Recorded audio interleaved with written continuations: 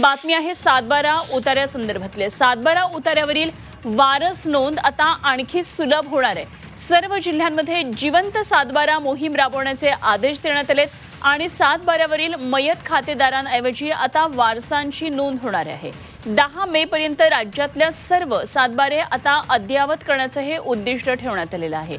सातबारा उतार्यावरचे वारस नोंद आता आणखी सुलभ होणार आहे आणि सर्व जिल्ह्यांमध्ये जिवंत सातबारा ही मोहीम राबवली जाणार आहे। सातबाऱ्यावरच्या मयत खातेदारांऐवजी आता वारसांची नोंद होणार आहे। 10 मे पर्यंत राज्यातले सर्व सातबारे हे अद्ययावत होणार आहेत।